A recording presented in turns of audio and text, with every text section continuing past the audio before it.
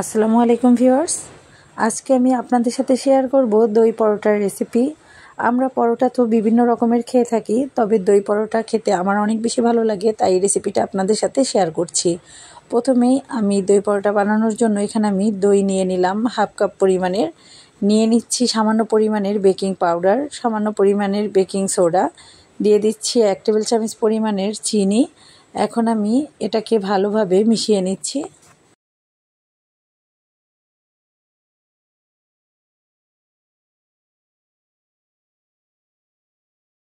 মেশানো হয়ে গেছে, এবার আমি এই দই দিয়ে পরোটা বানাবো। তো প্রথমেই একটা মিক্সিং বোলের মধ্যে নিয়ে নিচ্ছি 1 কাপ পরিমাণের ময়দা, চাইলে আপনারা এখানে আটাও ব্যবহার করতে পারবেন। দিয়ে দিলাম স্বাদ অনুযায়ী লবণ, দিয়ে দিচ্ছি 1 টেবিল চামচ পরিমাণের রান্নার তেল।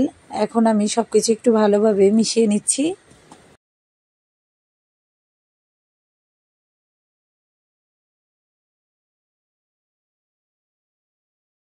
মিশিয়ে নেওয়া হয়ে গেছে, এখন আমি দিয়ে দিচ্ছি আগে থেকে যেই দইটা আমি সব কিছু দিয়ে একটু ফেটিয়ে রেখেছিলাম, ওই দইটা দিয়ে দিলাম। এবার আমি দইয়ের সঙ্গে ময়দাটাকে ভালোভাবে মেখে নিচ্ছি।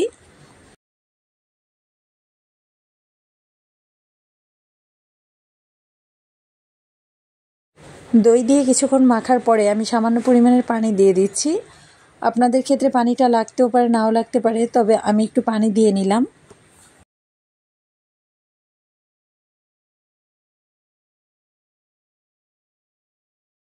মেখে নেওয়া হয়ে গেছে, এখন আমি এর উপর দিয়ে কিছুটা তেল দিয়ে আমি এটাকে রেস্টে রেখে দিচ্ছি 30 মিনিটের জন্য।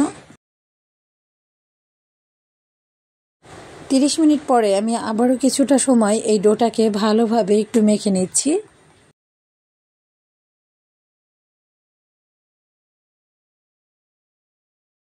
ডো থেকে লিচি কেটে নিচ্ছি, এখানে আমি 3টা লিচি কেটে নিচ্ছি।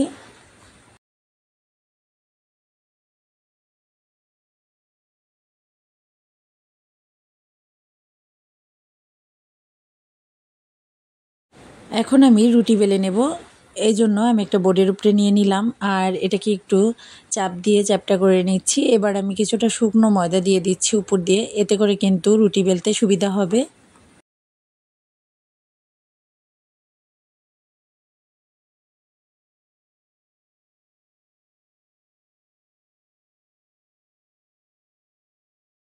রুটিটা বেলে নেওয়া হয়ে গেছে, এবার আমি ভিতরে কিছুটা ঘি দিয়ে দিলাম, এতে করে খুব সুন্দর ঘ্রাণ আসে।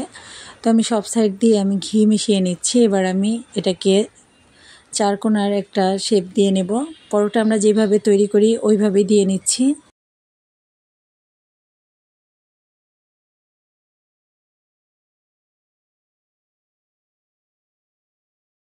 কিছুটা শুকনো ময়দা দিয়ে আমি রুটিটা আরেকটু বেলে নিচ্ছি।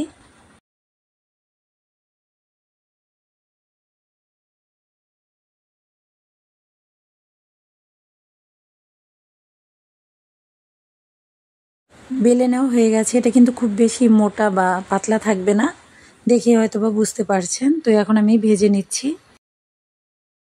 চুলার আঁচটা মিডিয়ামে রেখে আমি রুটিটা উল্টে পাল্টে ভেজে নেব, খুব বেশি হাই হিটে ভাজা যাবে না।